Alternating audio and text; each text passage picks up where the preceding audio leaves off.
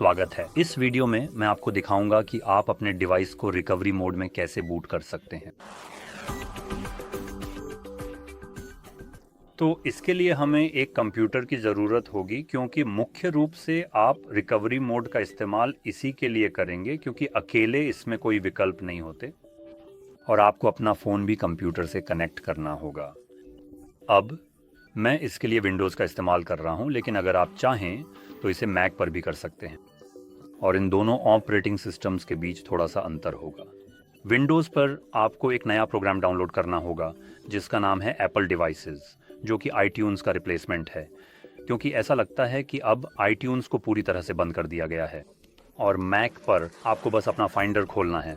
अगर आप नहीं जानते कि फाइंडर क्या है, तो ये मूल रूप से एक छोटी सी विंडो है जहां आप अपने अलग अलग फोल्डर्स, फाइल्स और ऐसी ही चीज़ों में नेविगेट कर सकते हैं।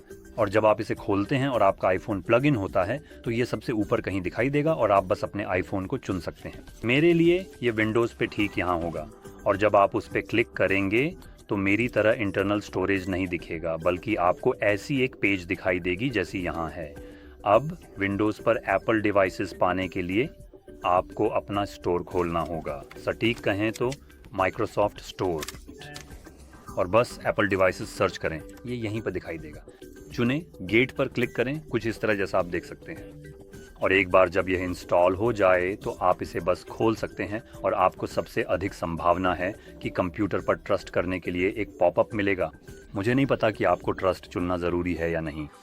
खैर, जो भी हो, एक बार जब यह प्लग इन हो जाए तो मैं आगे बढ़ सकता हूँ।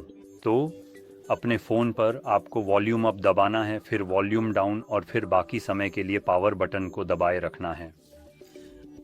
तो चलिए इसे अभी करते हैं, ऊपर नीचे पावर।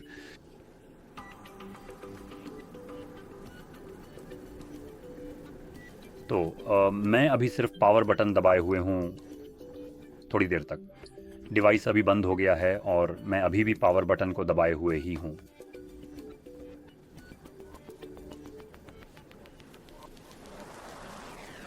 और हो गया। अब हम रिकवरी मोड में हैं। अब यहाँ पर हमें इसे दिखना चाहिए, ये रहा। तो इसमें थोड़ा समय लगा। आपके आईफोन में एक समस्या थी, आईफोन जिसे अपडेट या रिस्टोर करने की आवश्यकता है। अब ये बस एक तरह का संदेश है, हम यहाँ से इसे अपडेट या रिस्टोर कर सकते हैं। मैं बस कैंसिल चुनूंगा और यहाँ आप देख सकते हैं कि आईफोन रिकवरी मोड में है। तो हो गया। इसी तरह आप अपने डिवाइस को रिकवरी मोड में बूट करते हैं। अब इस मोड से बाहर निकलने के लिए आपको फिर से पावर बटन दबाना होगा, या नहीं, पावर बटन नहीं, बल्कि पहले वॉल्यूम अप, फिर वॉल्यूम डाउन, और फिर से पावर बटन दबाना होगा, इस तरह। और हम इसे तब तक दबाए रखेंगे जब तक स्क्रीन बंद नहीं हो जाती। लो, हो गया।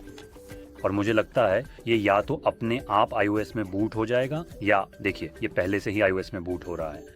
तो जैसे ही स्क्रीन बंद हो जाती है, कोई अतिरिक्त कदम उठाने की जरूरत नहीं है। और हो गया। अगर आपको यह वीडियो मददगार लगी हो तो लाइक और सब्सक्राइब करना न भूलें, और देखने के लिए धन्यवाद।